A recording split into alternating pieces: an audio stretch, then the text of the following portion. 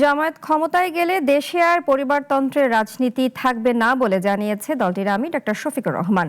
দুর্নীতি দূর করে জামায়াত একটি মর্যাদাশীল দেশ তৈরি করবে বলে জানান তিনি। মঙ্গলবার যশোর, সাতক্ষীরা ও খুলনায় নির্বাচনী জনসভায় তিনি এসব কথা বলেন। অতীতের রাজনীতির অবসান ঘটিয়ে নতুন রাজনীতি নিয়ে আসতে চায় বাংলাদেশ জামায়াতে ইসলামী। পরিবারতন্ত্রের রাজনীতি বাদ দিয়ে দেশের 18 কোটি মানুষের বিজয় দেখতে চায় দলটি। মঙ্গলবার যশোর, সাতক্ষীরা ও খুলনায় নির্বাচনী জনসভায় প্রধান অতিথির বক্তব্যে এসব কথা বলেন জামায়াতের আমির।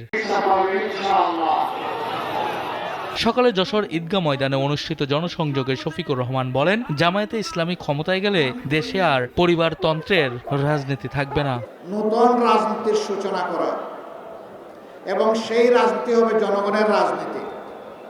এই রাজনীতি কোনো পরিবার বা কোনো দলের রাজনীতি হবে না, একেবারেই খাঁটিভাবে হবে জনগণের রাজনীতি। দুপুরে সাতক্ষীরা সরকারি বালক বিদ্যালয় মাঠে আয়োজিত জনসভায় তিনি বলেন, বাংলাদেশে সবচেয়ে বেশি অপরাধ ও অন্যায় করা হয়েছে সাতক্ষীরায়। দেশের আর কোনো জেলায় এমন পরিস্থিতি সৃষ্টি করা হয়নি। অসংখ্য মানুষকে খুন করেছে, গুম করেছে, এই গুম করে তারা দীর্ঘদিন আয়না করে রেখেছে। কিন্তু একটা জিনিস যা সাতক্ষীরার সাথে করা হয়েছে, এটা আর বাংলাদেশের কোনো জায়গায় করা হয় নাই।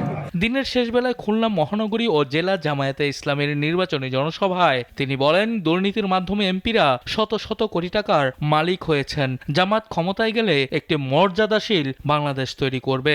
আমাদের কাছ থেকে জবাব নেওয়ার অধিকার আপনাদের নিশ্চিত করা হবে ইনশাআল্লাহ। আমরা ঘোষণা করেছি, আমাদের কোনো মন্ত্রী এমপি যদি আল্লাহ কবুল করেন, তাহলে সরকারি তহবিল বলতে কিছুই নেই। জনগণের সম্পদের দিকে চোখ তুলে আমরা তাকাবো না। দিনভর নির্বাচনী সভায় জামায়াতে আমির আরো বলেন, গণভোটে হা ভোট মানেই আজাদি আর না ভোট মানেই গোলামি। আগামী 12 ফেব্রুয়ারি প্রথম ভোট হবে হা ভোট, এরপর সরকার গঠনে প্রতীকের ভোট। দুটি ভোট সামনে রেখে 12 তারিখ আমাদের খুব কাছাকাছি চলে আসছে। সানি আহমেদ, নাগরিক। সংগ্রামী তৌহিদি জনতা।